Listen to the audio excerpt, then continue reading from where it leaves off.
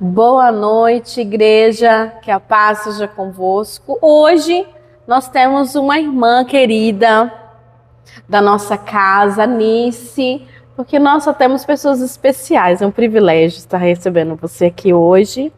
E a Nice vai contar um pouquinho da sua experiência com o tema que a gente tem escolhido para esse mês, os desafios da maternidade. E quero convidar você a estar orando junto com a gente. Amém? Amém. Senhor, nós te agradecemos, ó Pai, o privilégio de estar na tua casa.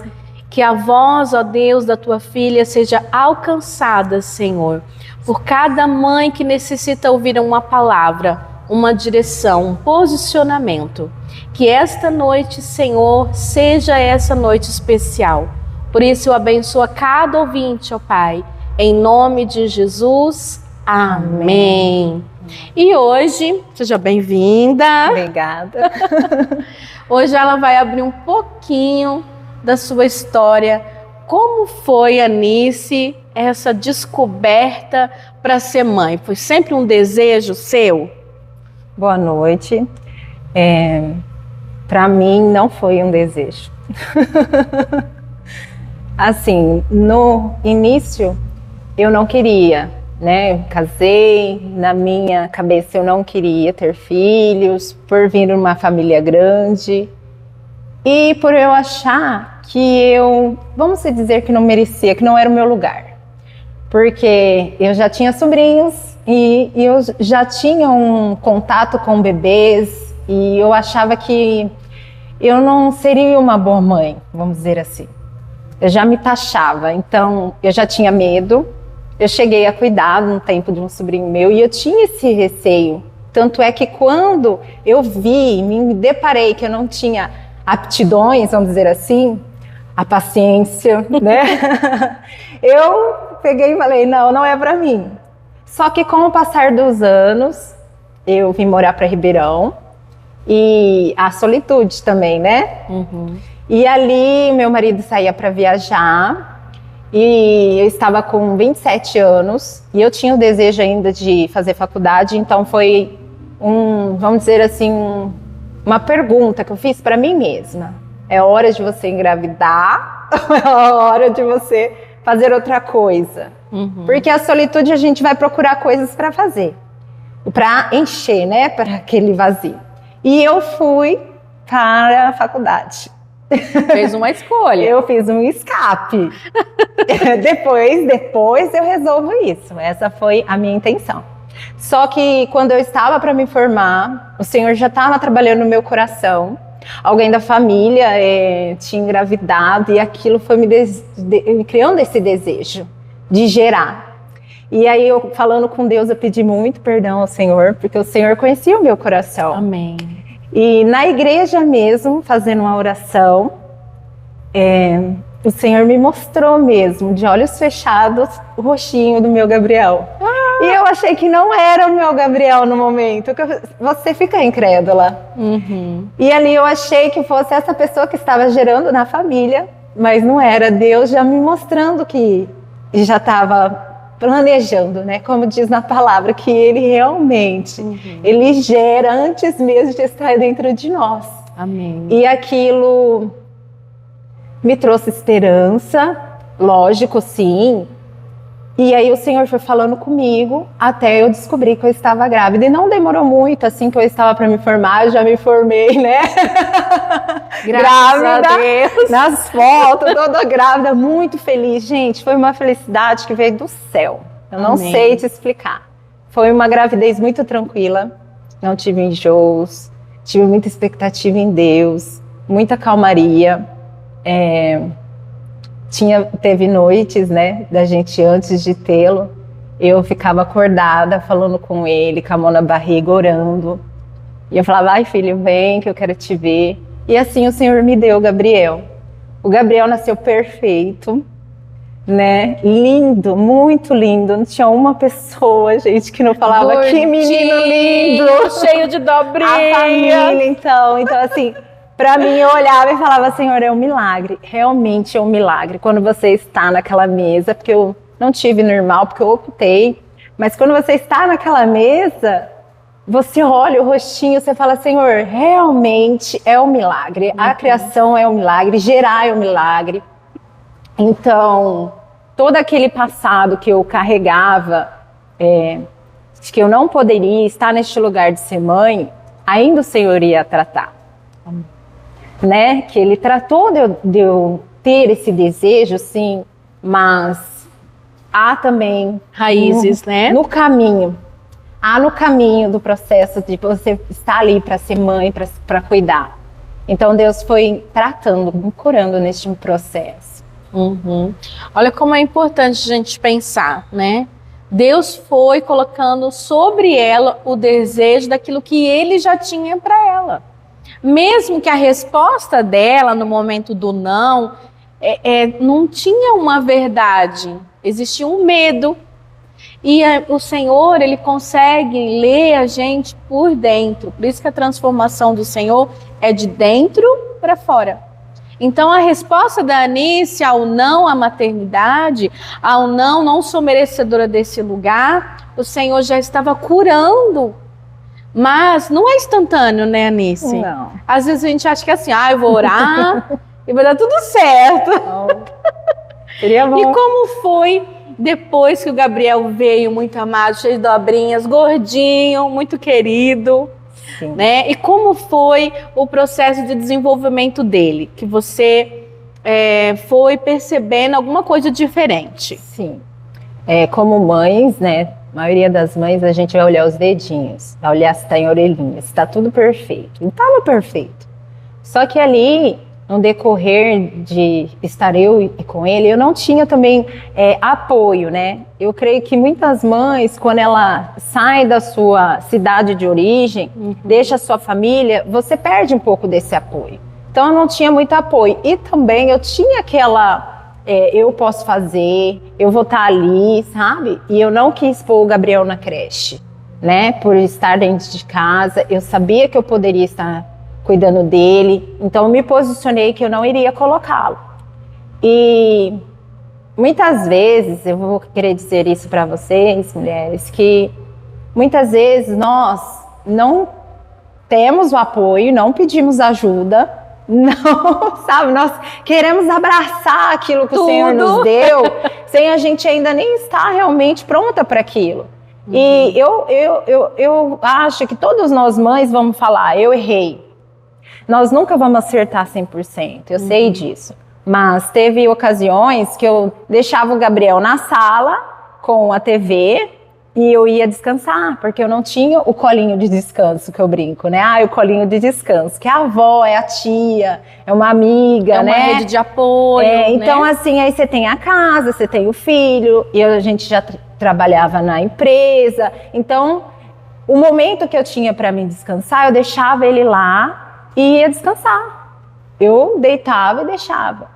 E aí, quando foi para levar ele para a escolinha, eu achei que ia ser um alívio, né? Descanso, chegou agora, descanso. Chegou o meu momento, né? Que eu vou deixar ele na escolinha. Toda mãe pensa isso, pastor. Olha lá que não. Dói, lógico que dói, né? Que a gente quer o chicletinho do lado da gente. Só que a gente também sabe que eles têm que dar os primeiros passos dele. E aí, na escola, a professora viu, né, que havia algo. O Gabriel teve estereotipos, né, que ele mexia muito a mãozinha e não se concentrava na aula. E ela falou, mãe, tem algo errado com o seu bebê. Na hora, assim, foi um choque para mim, eu não quis aceitar. Fui na pediatra dele, a pediatra dele leu a cartinha que a professora escreveu. E a pediatra falou, não, seu filho não tem o que ela descreve, porque a forma que ela descrevia era contando o que ele fazia, mas ela foi um pouco mais além. E aí ela falou, não, nós vamos investigar, mas o seu filho não tem autismo, o seu filho é normal. E aí ela me acalmou. E aí eu voltei para casa, falei, não deve ter nada. E a gente quer bater de frente, né, com uma autoridade que está acima de nós, que se os professores estão lá, gente, confia, né, confia. Porque elas estão lá como educadoras, já têm experiência. E aí, com esse processo de eu investigar o que o Gabriel tinha, essa pediatra me mandou para a Nadef, né, aqui de Ribeirão. E lá foi um lugar maravilhoso. Lá é um lugar onde recebe crianças de todas deficiência física, né? Vamos dizer assim. E ali ela começou a me cuidar, sabe? Não foi só o cuidado com o meu filho, foi o cuidado comigo também. Por quê? Até chegar um diagnóstico, não é chego quando a criança está na etapa 1, né? O Gabriel estava na etapa 1, ele era muito novinho. Não chega um diagnóstico rápido. Há um procedimento que eles têm que seguir para poder investigar o que a criança tem. E toda vez que eu chegava lá, a fonoaudióloga, porque eu tratava com uma fonoaudióloga e tratei com o neurologista junto lá. Ela falava assim: oi, mãezinha. Ai, era muito bom ouvir a voz dela. Como você está hoje? Já se sentiu acolhida? Sim, era muito bom. E aí eu me sentia assim como se fosse alguém que eu podia se importava, né? Desabafar, né? Contar como que foi a semana. E aí ela foi me instruindo também. Ela me passava, né, exercício para o Gabriel melhorar a fala, porque ele tinha problemas na fala. Ela me passava orientações de até brincar, pastora, com meu filho. Porque, como eu disse lá atrás, havia também uma Anice que foi criada, querendo ou não, para fazer afazeres, para se impor numa época que talvez não era para mim ter me imposto. E aí eu não consegui, por exemplo, como tia, usufruir os meus sobrinhos na brincadeira. Eu tive uma infância, mas uma infância que até certo ponto. Então, quando eu tive que sentar para brincar com meu filho, parecia para mim uma barreira. Eu não conseguia. Eu conseguia cuidar, era maravilhoso cuidar. Dar o alimento, instruir, dar banho, mas sentar e brincar não. E quando ela falou isso comigo, Deus já começou a tratar comigo, porque Deus vai usar as pessoas para tratar conosco a partir que a gente permitimos outras pessoas tratar conosco. E ali naquele momento o Senhor começou a me lembrar de musiquinhas infantis. Foi algo muito bom. E aí ela falava: olha, agora você vai comprar para ele tal brinquedo. Aí a gente ia lá, comprava, e você vai brincar, você vai no mercado com ele e vai dizer: olha, isso é tal coisa. Porque o Gabriel era assim, se eu falasse para ele: Gabriel, coloca para mamãe esse copinho em cima da mesa. Ele não sabia obedecer o comando, ele não sabia o que era em cima da mesa. Em cima da pia, vamos dizer assim, se eu falasse para ele não sabia o que era a pia, ele não sabia distinguir se o copo era na pia da cozinha, se era na pia do banheiro. Então foi assim um processo de, como que eu posso dizer, muito peculiar, sabe? Muito cada detalhe, detalhoso, né? Então eu tinha que ser detalhada em tudo com ele, e ela foi me instruindo. E para o diagnóstico chegar na Nadef, foi muito difícil para mim, foi muito difícil. Eu lembro que eu estava na sala, o Gabriel pegou uma flautinha do médico, e aí vem a parte de a Anice que não deveria ser. E aí eu falei assim: Gabriel, não pega, né? Porque não tinha permitido para ele fazer o barulho naquele momento. E ele falou assim: mãe, a sala aqui, o consultório aqui é meu.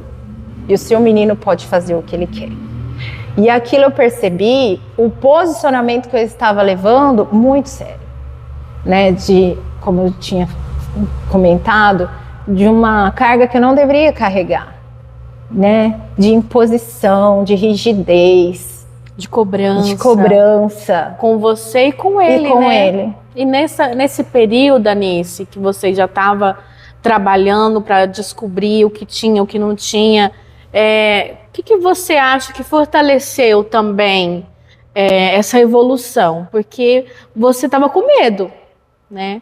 Porque a gente vai ao médico, a gente só quer assim, ó, tá tudo bem, ano que vem você aparece aqui, não é? Mas você já estava, mãe, ó, você precisa...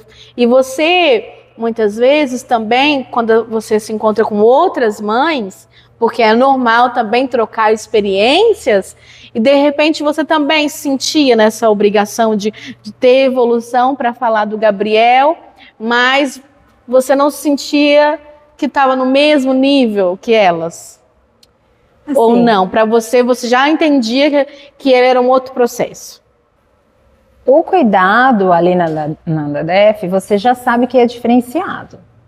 E quando você chega lá, com as mães que estão lá, as crianças não são totalmente iguais ali. Por exemplo, teve crianças com encefalia, teve crianças com outras deficiências.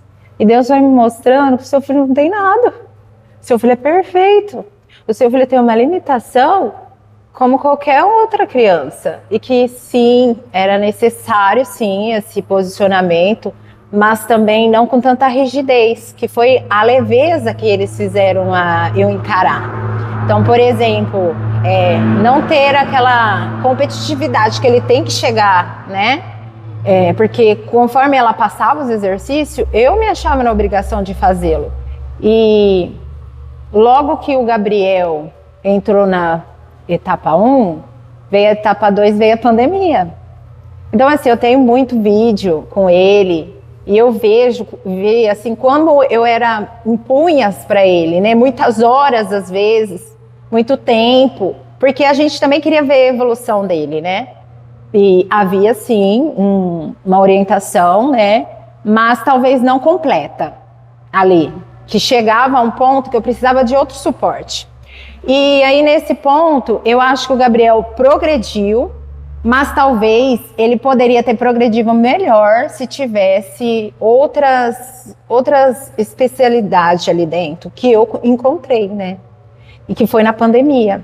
Eu encontrei a Ju, né? Uhum. Professora maravilhosa, e ela veio em casa. Eu acredito que a Ju sentiu de Deus, não foi outra coisa. Para mim, foi Deus que enviou ela ali. E aí ela me instruiu de uma forma que eu conseguia, por exemplo, não precisa ser várias horas. Você vai pegar, encurtar esse tempo. Ela falava muito do barulho, porque a gente acha que você está na cozinha, você está cozinhando, e a criança está na mesa e você está ajudando a criança ali. Não, o Gabriel, pelo déficit de atenção dele, ele precisava ter silêncio, ele precisava ter leveza, não precisava a mãe gritar. Porque toda mãe, quando a criança fala que não quer fazer, você vai forçando.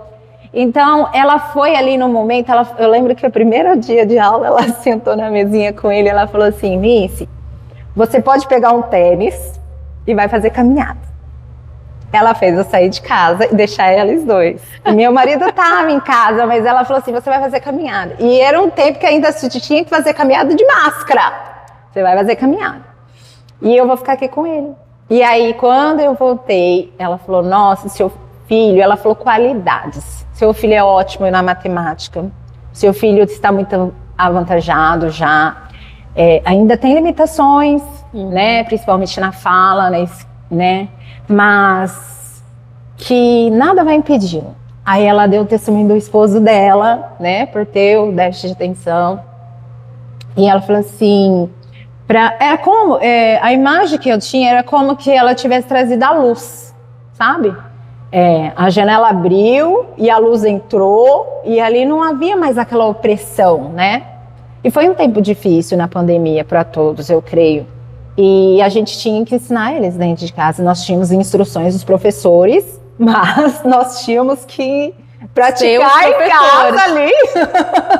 Eu lembro disso, sim. Foi bem difícil para todas as mães. Meu pai. Imagina quem tinha mais de 2, 3, né? Então.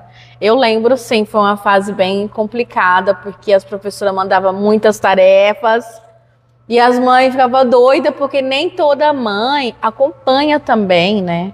O caderninho do filho, acompanha. Isso é muito importante, porque o olhar da Nice com o suporte é entender que sozinha eu não vou conseguir e que eu preciso de ajuda. Isso é muito importante em toda a estrutura de vida, espiritualmente, né? Quando a gente se prepara para casar, a gente tem todo um planejamento, e quando você está ali no dia a dia, surge tantas outras dificuldades que você fala, nossa, eu não pensei nisso, porque a gente não tem como pensar em tudo, e a vida vai acontecendo, né? Então, é importante você ter um apoio naquilo que você vai fazer, mas reconhecer que você sozinha você não consegue. E é uma das raízes que ela estava falando, não, eu vou dar conta, eu consigo. Às vezes você já estava com essa raiz ou ainda você está com ela. E um testemunho real.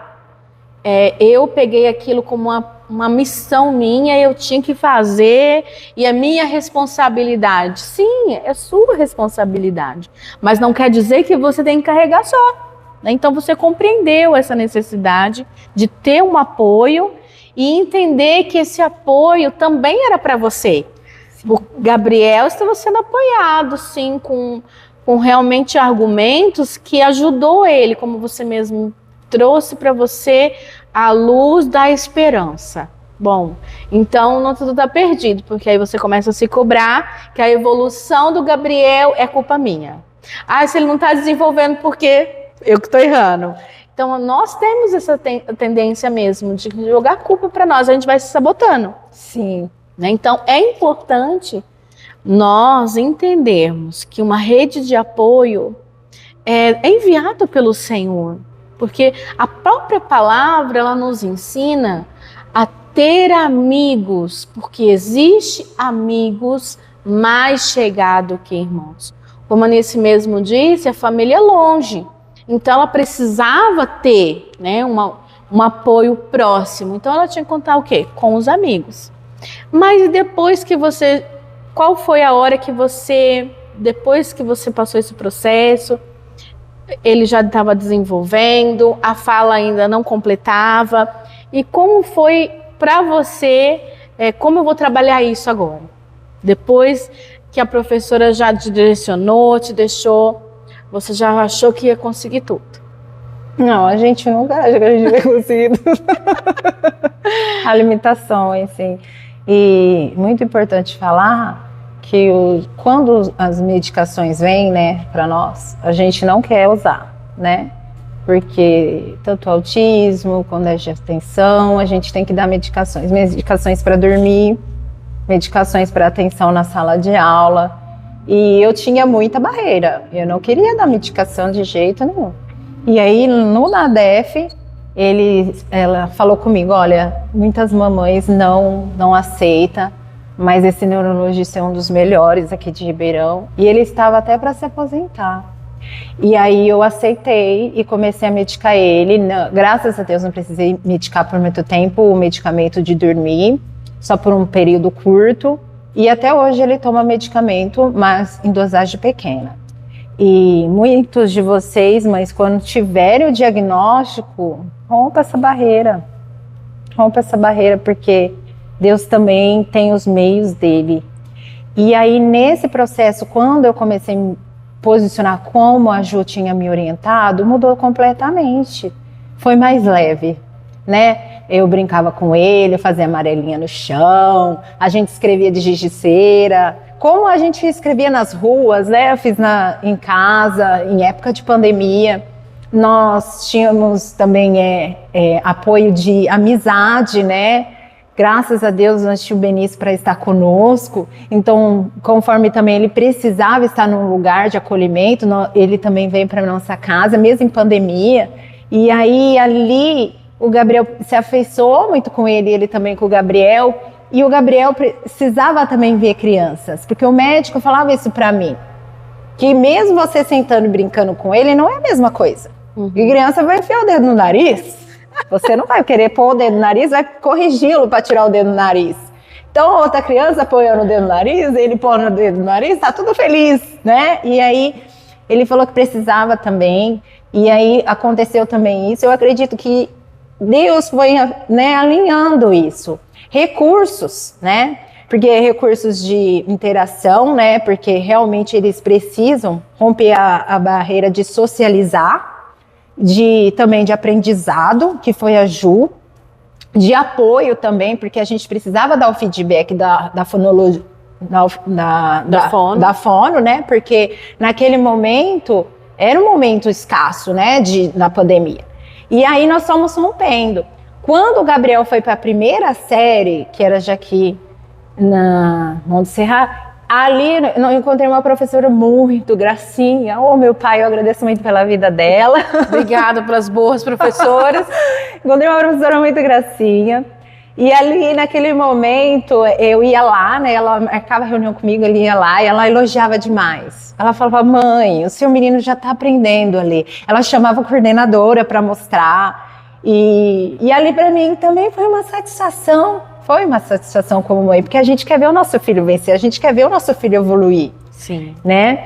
E ali, não somente neste ponto, quando veio a parte de instruir na palavra, porque nós estávamos recebendo a palavra, né? Sim. Tinha os vídeos, a gente tem também uma maturidade para poder ler a Bíblia, buscar os nossos devocionais, as nossas orações, só que também havia o evangelismo para me trazer dentro da minha casa, e eu tinha um impedimento, não sei de onde que veio isso, ele não vai entender, ele não vai compreender a palavra de Deus. Gente, eu acho que foi coisa do inimigo, só pode. Só pode. E aí, nesse tempo eu lembro que, acho que, não sei se foi a pastora Cris que já começou, né, a instruir. Eu comecei a falar historinhas, né, da Bíblia e as orações, porque o Gabriel tinha dificuldade de formar frases. E aí eu comecei com orações curtas, bem curtinho, coisa de uma frase. Aí eu fui aumentando e, por graça de Deus, hoje eu sei que ele tá lá no quarto dele, ele ora, sabe? Então, para mim é uma vitória, ele ora com as palavras dele, busca o Senhor. Ainda inicia conforme eu iniciava com ele as orações, né? Sim. Mas no meio de tudo isso, Deus tem feito grandes coisas, né? E importante também é você ter também uma família, além de ser a família sua, a família espiritual. Amém. Porque estando aqui, gente, olha só, desde eu gerar, o Senhor vai revelando. É verdade. Tem que ter esse apoio, porque o Gabriel foi vencendo, eu sei que foi vencendo, Deus foi colocando pessoas, mas Deus foi agindo no meu lar, no meu coração, como mãe, para ser a mãe que ele precisava, né? Não uma mãe que impunha com ferro e fogo, mas uma mãe mais maleável, uma mãe que compreendesse ele. Porque nós, às vezes, caímos muito no paradigma dos diagnósticos. Que o meu filho, ele tem um déficit de atenção e pronto. Aí é terrível. É verdade. Porque aí vem também, né? Eu lembro que eu estava numa reunião aqui na igreja e eu lembro que você era uma escola bíblica, se eu não me engano. E a Nice acabou a escola bíblica e o pastor estava ministrando sobre as limitações dele. Né, como ele estava rompendo. Aí você falou assim para mim, tudo que eu precisava ouvir. Verdade. Né? Porque o Gabriel pode ter o déficit de atenção, mas outra criança vai ter outra limitação que não vai ser no grau dele, eu sei disso. Mas você precisa ter esse alicerce de família espiritual para Deus falar com você. E assim, quando eu ouvi do pastor Walter também, do Peu, né, as limitações dele, na forma que eu recebi o diagnóstico, parecia que foi algo obscuro para mim, porque eu não queria chegar naquele ponto. Sim. A gente vai buscando meios, né, em todo o processo para não chegar no diagnóstico de falar, não, seu filho tem isso e você tem que enfrentar isso. E aí, quando veio esse diagnóstico, eu lembro que eu tive que gravar um áudio, né, no grupo, e aí eu expressei isso, eu falei, gente, por mais que, assim, meu quarto tá escuro, vamos dizer assim, há ainda uma esperança, porque há testemunhos, né, do que o Senhor pode fazer, como Ele fez na minha vida, porque nós temos limitações também, e aí nós podemos ver, né, homens de Deus, sabe, que para mim é exemplo, né, exemplo como família, como pai, né, como mestre, Amém. Mestre na palavra, uma sabedoria que vem do alto, sabe? Não só terrena. E isso é muito gratificante, você poder olhar, né, nesse ponto. Amo a minha família sim, me deu apoio, minha mãe principalmente. Mas na família da fé, gente, se vocês tiverem a oportunidade de buscar um lugar que você se sinta aconchegado, sabe? Por ter irmãos, por ter pastores que ministram sobre você, você vai se tornar algo melhor, não só como mãe, como pai, como ser humano.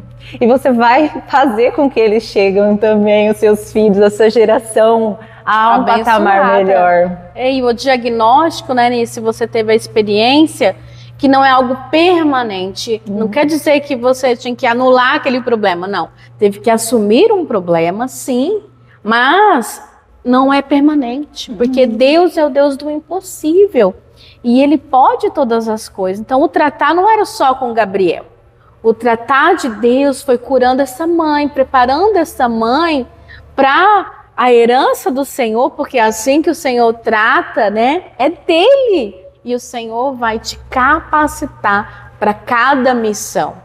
E hoje nós já estamos encerrando, mas vocês, né, conhecem uma mãe super coruja e ela trouxe para nós só duas, que se fosse trazer tudo é que não ia, né? E o que você gostaria de deixar que cada foto representa aqui para essas mães que estão nos ouvindo? A palavra de Deus vai dizer para nós, ensinar, né, os nossos filhos no caminho. Muitas vezes nós pensamos, o caminho é Jesus e acabou. Eu estou trazendo somente a palavra, mas o Senhor quer muito mais além. Porque aí você está, querendo ou não, recebendo uma herança do Senhor. Como diz também que você está realmente pronto para tirar essa flecha, que são eles. E aí, como é que você está preparando esse seu filho, sabe? Nos caminhos do Senhor, sabe? Se você está se dedicando também, igual a pastora comentou, olhar os cadernos do seu filho, se você está preocupada mesmo com quais amizades que eles estão, aquilo que eles estão absorvendo mesmo para dentro de si. Porque tudo aqui é passageiro e nós sabemos que só temos a eternidade. Mas também devemos plantar, semear coisas boas dentro dos nossos filhos.